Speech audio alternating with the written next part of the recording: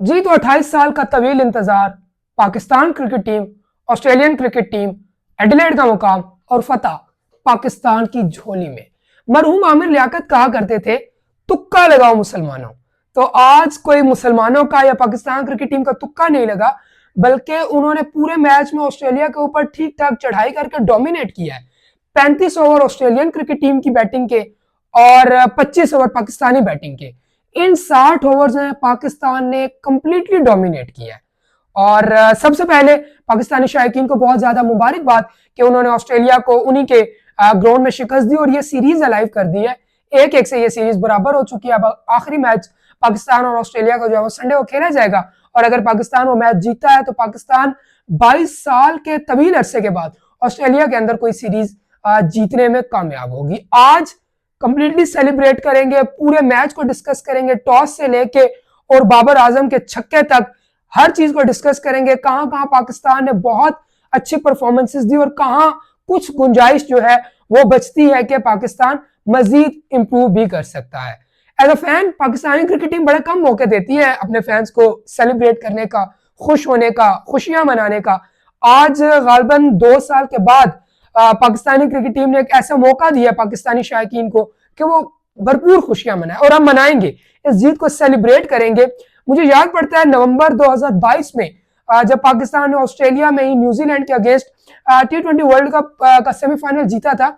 तो वो last time था जब हमने एज अ फैन बड़ी बेहतरीन जो है वो सेलिब्रेशन की थी, क्योंकि हम फाइनल के अंदर थ्रू कर गए थे। वहां मेलबर्न में फाइनल इंग्लैंड से हारे। फिर 2022 के बाद 2023 में इंडिया में जो वर्ल्ड कप हुआ वहां में हमारी जो परफॉर्मेंस है वो बड़ी नाकिस रही।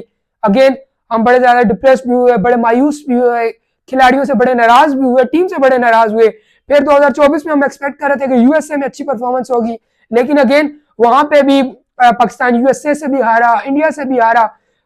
जो शायकीन है वो डिप्रेशन में चले गए और लग रहा था कि अब शायकीन दोबारा टीम को उस तरह से सपोर्ट भी नहीं करेंगे, ना ही मैचेस को देखेंगे। लेकिन हम तो ऐसे सादा से शायकीन है या शायद इतना ज्यादा इनसे प्यार करते हैं कि एक ही ऐसी परफॉर्मेंस देते हैं और हम सारे उमड़ आते हैं पाकिस्तानी क्रिकेट टीम के साथ। सबसे पहले उन लोगों को बहुत ज्यादा मुबारकबाद जो मुश्किल वक्त में भी पाकिस्तानी खिलाड़ियों के साथ जुड़े रहे और सपोर्ट करते रहे। मैच पे आगाज करते हैं तो कहानी का आगाज शुरू होता है जी आज टॉस से, जब रिजवान ने टॉस जीत के ऑस्ट्रेलिया का आओ बल्लेबाजी करो, लगाओ टारगेट जितना लगा सकते हो, हम आप लोगों के सामने, पहले तो हम आपको रिस्ट्रिक्ट करेंगे, फिर हम आपके सामने यहाँ पे चेस भी करेंगे। अच्छा, इसके पीछे कुछ ना कुछ टैक्टिक्स भी होते हैं। जाहिर बात है अगर जो स्टैट्स जानने वाले जो लोग हैं वो टीम के साथ जो ट्रैवल करते हैं वो यकीनन पाकिस्तानी क्रिकेट टीम के सामने ये भी रखते होंगे कि जब भी आप ऑस्ट्रेलिया में रिसेंटली जीते हैं, आई थिंक पिछले अगर मैं गलत ना हूं तो 18 साल में हम 2 ओडीआई मैचेस ऑस्ट्रेलिया में जीते हैं। वो जो दोनों हम जीते हैं हम चेस करते हुए जीते हैं, एक 2017 के अंदर, फिर 2005 के अंदर। तो कहीं ना कहीं पाकिस्तानी टीम के बैक ऑफ द माइंड ये भी होता है कि अगर हम चेजिंग की तरफ जाएंगे तो हम मैच को ज्यादा चांस रखते हैं जीतने के एज कंपेयर टू अगर हम टारगेट सेट करने में जाए। तो रिजवान ने कहा आए बैटिंग करें। जब ऑस्ट्रेलियन क्रिकेट टीम बैटिंग करने आई तो जिस तरह ऑस्ट्रेलिया का स्टाइल है, 2 के ट्रेविस हेड मैच नहीं खेल रहे, लेकिन उन्होंने उसी तरह से मार धाड़ शुरू कर दी। नसीम शाह को एक ओवर में 2 से 3 चौके भी लगाए, लेकिन शाहीन शाह अफरीदी बहुत ज्यादा अब कंफर्टेबल नजर आ रहे हैं अपनी बॉलिंग से। 2 की अब पेस उनकी उस तरह से नहीं रही। अगर हम उनकी पेस एवरेज भी देखते हैं 130 से 125 के दरमियान उनकी जो वो है पेस है, बट जो चीज वो शायद वो अब इस चीज को वो तस्लीम कर भी चुके हैं कि पेस मेरी गिर गई है, लेकिन अब वो जो है अपनी लाइन एंड लेंथ बड़ी अच्छी रखते हैं। तो आज भी उन्होंने अगर हम देखें जो पहला ओपनर उन्होंने आउट किया तो बड़ा अच्छा एक एलबीडब्ल्यू जो शाहीन अपनी पीक के ऊपर किया करते थे कि बॉल टिप करके अंदर को ट्रेवल करती थी, तो वही सेम बॉल उन्होंने किया। 2 की उसकी पेस कम थी लेकिन उन्होंने ओपनर को लेग भी फोर किया। उसके बाद शाहीन शाह अफरीदी फील्डिंग में पावर प्ले के अंदर ही उन्होंने नसीम शाह की बॉल के ऊपर एक कैच भी छोड़ा। अच्छा, उस कैच में बड़ी एक इंटरेस्टिंग स्टोरी है, क्योंकि एज अ फैन हमारी तो कोशिश होती है एक एक बॉल को या एज अ जर्नलिस्ट एक एक बॉल को बड़ा क्लोजली ऑब्जर्व करें और चीजों को मॉनिटर करें।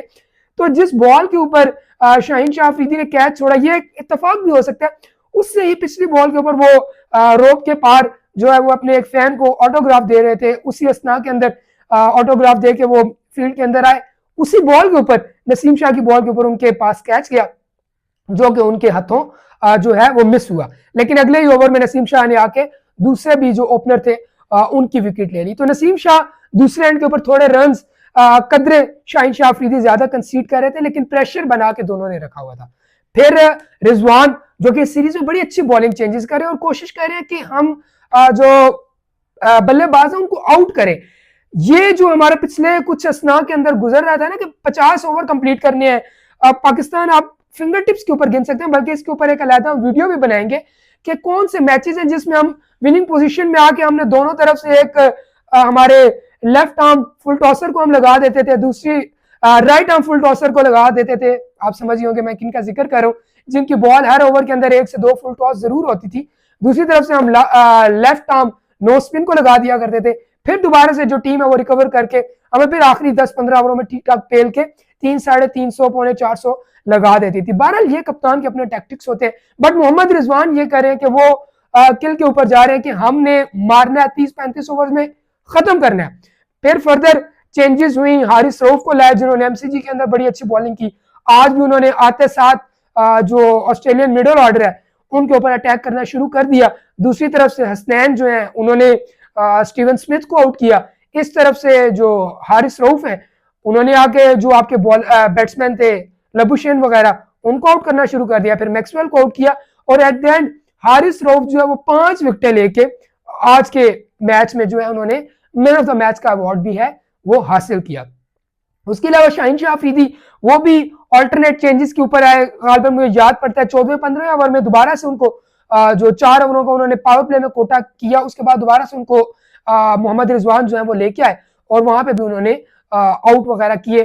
कलेक्टिवली शाहीन शाह अफरीदी ने 3 खिलाड़ियों को आउट किया, 5 खिलाड़ी हारिस रऊफ ने आउट किए, उसके अलावा 1 विकेट नसीम शाह और मोहम्मद हसनैन के हिस्से में आई। 2 से 3 ओवर्स साइम अयूब ने भी बॉलिंग कराए, लेकिन उस टाइम तक मोहम्मद रिजवान जान चुके थे कि ये 40-45 ओवर्स तक भी नहीं जाना, हमने 32-34-35 ओवर्स में ऑस्ट्रेलियन क्रिकेट टीम जो है उनको समेट के रख देना है। बॉलिंग के हवाले से बात करें तो नसीम शाह थोड़े एक्सपेंसिव रहे, 1 विकेट उनके हिस्से में आई, 60+ रन उन्होंने कंसीड किए। लेकिन यहाँ पे एक चीज मेंशन करना वो भी जरूरी होगी कि नसीम शाह की बॉलिंग के ऊपर 2 कैचेस शाहीन शाह अफरीदी ने छोड़े, 1 कैच मोहम्मद रिजवान ने छोड़ा। अगर मोहम्मद रिजवान वो कैच थाम लेते तो मोहम्मद रिजवान हिस्ट्री के ओडीआई हिस्ट्री के वाहिद विकेट कीपर होते जो कि एक मैच में 7 कैचेस थामने का उनके पास वर्ल्ड रिकॉर्ड आ जाता। आज उन्होंने एडम गिलक्रिस्ट सरफराज अहमद का रिकॉर्ड जो है वो बराबर किया, 6 कैचेस उन्होंने इस मैच में थामे। उसके अलावा 1 कैच जो है वो साइम अयूब ने भी छोड़ा। कलेक्टिवली ऑस्ट्रेलिया ने पाकिस्तान के अगेंस्ट 164 रन का जो है वो हदफ रखा।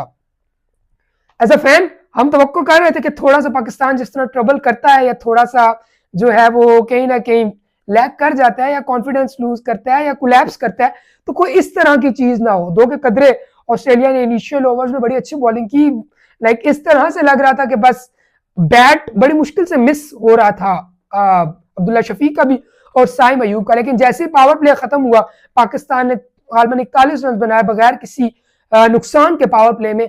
उसके बाद फिर साइम अयूब जब सेट हो गए तो उन्होंने ठीक ठाक ग्राउंड के चारों जानिब जो है वो स्ट्रोक्स के लिए। अच्छा, पाकिस्तान की यहाँ पे एक और बड़ी मजे की चीज जो है वो एनालिसिस करके पाकिस्तानी क्रिकेट टीम गई थी। एडिलेड का जो मकाम है ना, उसकी जो साइड्स है वो थोड़ी सी कदरे कम है, बाउंड्रीज 64-65 मीटर की हमें जो साइड की बाउंड्रीज है वो मिलती है, जबकि आपकी स्ट्रेट की बाउंड्री है वो तकरीबन 80 मीटर तक जाती है। तो उस हवाले से भी साइम अयूब ने ज्यादा लेग साइड को जो है वो ज्यादा अटैक किया। ऑस्ट्रेलियन भी अगर आप बैटिंग देखें ना तो उन्होंने इनिशियली भी अगर नसीम शाह के ऊपर भी जब चार्ज किया तो वो ऑफ साइड या लेग साइड के ऊपर ज्यादा शॉट्स खेल रहे थे। रीजन बिहाइंड दैट के साइडों के ऊपर आपकी बिल्कुल उसी तरह बाउंड्रीज होती हैं जैसे न्यूजीलैंड की आपको 60-65 मीटर की बाउंड्रीज मिलती हैं। तो एडिलेड ओवल में भी कुछ इसी तरह की बाउंड्रीज मिल रही थी। यही वजह थी कि बल्लेबाज जो है वो साइडों के ऊपर ज्यादा प्रेफर कर रहे थे शॉट्स खेलना एज कंपेयर टू जो है वो फ्रंट बाउंड्री के ऊपर खेलना। तो पाकिस्तानी बल्लेबाजों ने फिर 11वें ओवर से चार्ज लिया, फिर उन्होंने नहीं देखा जैम्पा उनके सामने आ रहा है, कप्तान पैट कमिंस आ रहे हैं, मिचेल स्टार्क आ रहे हैं, सबको उन्होंने उड़ा के रख दिया। हेजलवुड को उन्होंने उड़ा के रख दिया। हेजलवुड बीच में एक अब्दुल्ला शफीक ने जो कवर ड्राइव खेली थी उसके ऊपर काफी क्लैप करते हुए नजर आए। आई डोंट नो कि वो तंजिया क्लैप कर रहे थे या वाकई वो पाकिस्तानी जो है बल्लेबाज को जो है अप्रिशिएट कर रहे थे। साइम अयूब ने 80+ की इनिंग खेली। अगर तो वो फिनिश कर जाते आज, पाकिस्तान 10 विकेटों से ये मैच जीत जाता, तो ये आज वर्ल्ड रिकॉर्ड होता कि ऑस्ट्रेलिया को ऑस्ट्रेलिया के अंदर ही किसी टीम ने 10 विकेटों से शिकस्त दी है। लेकिन पाकिस्तान ने 9 विकेटों से ऑस्ट्रेलिया को शिकस्त दे के फिर भी जो वर्ल्ड रिकॉर्ड है वो बराबर किया और ऑस्ट्रेलिया को ऑस्ट्रेलिया के अंदर 9 विकेटों से शिकस्त दी। फिर बाबर आजम आए, इनिशियली थोड़ा सा उन्होंने टाइम दिया, लेकिन जो उन्होंने अपनी इनिंग का जो इख्तिताम है वो छक्के के साथ किया। अब्दुल्ला शफीक नॉट आउट गए, उन्होंने अपने करियर की गालबन 5वीं जो है वो निफ्ट सेंचुरी स्कोर की। साइम अयूब ने मैडन 50 जो है वो ऑस्ट्रेलिया के अगेंस्ट स्कोर की। इस तरह पाकिस्तान ने 25 ओवरों के अंदर ये मैच एक साइड में लगा दिया, पाकिस्तान ने ये मैच जीत लिया और ऑस्ट्रेलिया को ये बता दिया कि इतना भी हमें लाइट ना ले कि आप दूसरा मैच होने से पहले ही आप अनाउंस कर देते हैं तीसरे मैच के अंदर हमारे जो मेन प्लेयर्स हैं, पैट कमिंस हो गए, मिचेल स्टार्क्स हो गए, उसके अलावा लबुशेन हो गए, स्टीवन स्मिथ हो गए, इनको जी हम रेस्ट देने जा रहे हैं और हम एक इनएक्सपीरियंस कप्तान की क़यादत में आपके आगे तीसरे ओडीआई के अंदर आएंगे। तो आए अब तीसरे ओडीआई के अंदर, लेट्स सी पाकिस्तान उनको जीतने का मौका देता है या नहीं। इस टाइम के ऊपर पाकिस्तान के हाथ में गोल्डन अपॉर्चुनिटी आ गई है कि वो ऑस्ट्रेलिया को 22 साल के बाद ओडीआई सीरीज के अंदर जो है वो शिकस्त दें। तो पाकिस्तान ने आज कंप्लीट परफॉर्मेंस दी।